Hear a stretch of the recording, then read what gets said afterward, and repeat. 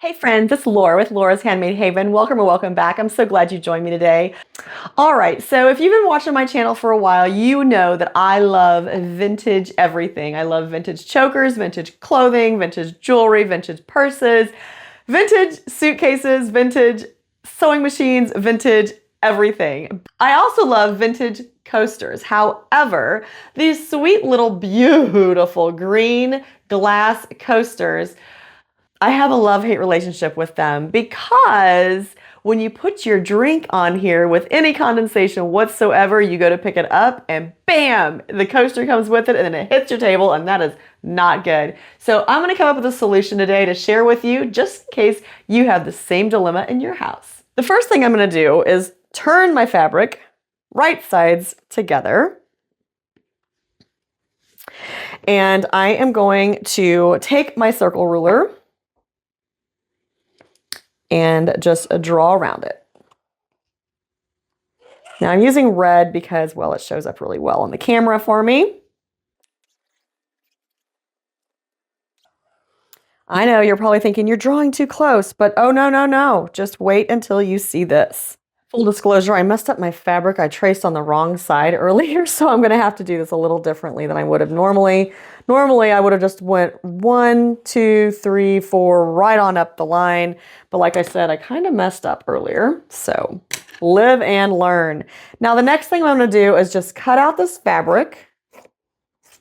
I know, you're thinking, what are you doing? I'm taking a shortcut, that's what I'm doing. So the circles I just traced are actually bigger than the coasters I need. My coasters are probably about a 3-inch circle inside of here. I'm using a 4-inch circle to trace around on my fabric, and that's going to basically give me enough space for like a 1/2-inch seam allowance all the way around the perimeter of that circle. So we're just going to go on over to the sewing machine and get stitching. All right, so at the sewing machine, the reason I didn't have to cut any of those out is because I'm going to sew 1/2 inch inside every one of these. And the way I'm going to do this, I'm just going to use a clear presser foot, and I'm just going to start with a little bit of a back stitch. And I'm going to keep this edge of my presser foot right on that line, on the line that I drew, and go all the way around the circle, minus about 1.5 inches, because you're going to need a little bit of space to turn it out. And we are going to do one of these to begin with, just to make sure we have our stitching line correct, just to make sure we don't need to go in a little further than we are. All right, and I'm going to go right about here.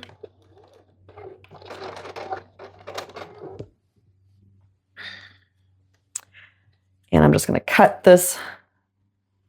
Section off of my bigger fabric. And I'm going to cut right on that line all the way around the circle. Now, since this is an outer angle, you don't have to worry about clipping any corners or anything. And then we're just going to turn this out. We have 2 layers of flannel here. That's going to be nice for absorbing the condensation, and really nice just to have a little bit of cushion so we don't bring our glass coaster with us when we go to pick up our drink anymore. Now we're gonna get one of our coasters here, and we're just gonna see, and this is actually still too big. Ah, okay. So we're gonna flip it back out and sew it down just a little bit more, which is not a problem. This is what you do, right? Yes, I'm just going to flip that right back so the right sides are out. Did not trim it down anymore. I will eventually, but not quite yet. And that looks like it's going to be perfect inside of my coaster. Okay, so I'm going to flip it back out one more time to trim down that seam.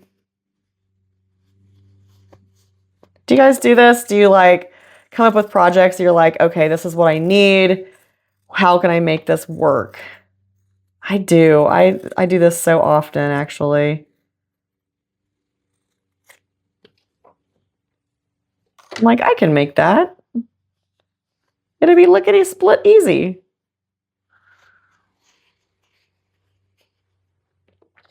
Get my 2-point turner out. If you've watched any of my applique videos, then you know I use this 2-point turner all the time. And we're just going to flip this in. Now you can definitely go ahead and give this a nice little press and get a really good sharp edge there if you want. Now since this is on a curve, you do have to put a little more time and effort into this. You want to make sure that you have your little edges matching, that everybody is happy. All right, now I'm just going to take this and do a little top stitch right around the outside seam.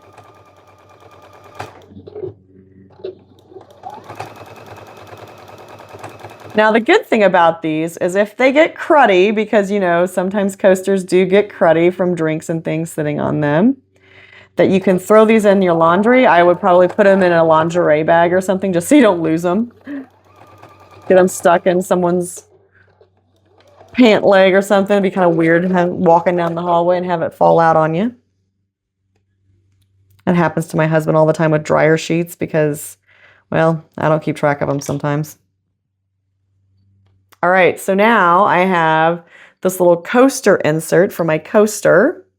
And this would be so cute if you want to trade them out for the seasons or something. Super, super cute idea. All right, now since I know the approximate size now, I can go ahead and adjust where I'm sewing and sew the other 3.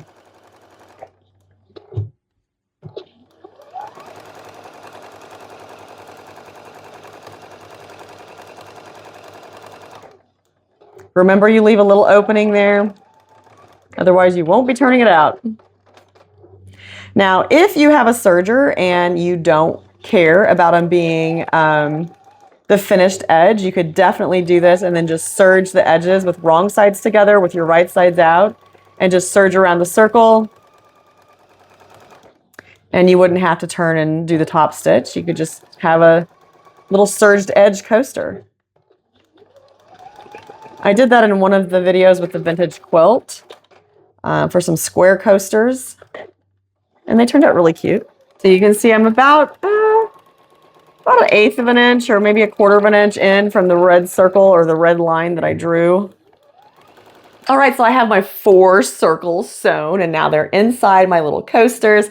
So now when I set my glasses on them, they will not stick to the glass and they will not drop those glass coasters onto my table anymore. So this is super fun, super quick, super easy project. So if you have some scraps laying around and you have some vintage glass coasters, try this out. Until next time, I hope you find joy in all you do. Carve out some time for crafting and creating. And remember, it's always better when you mix stuff up.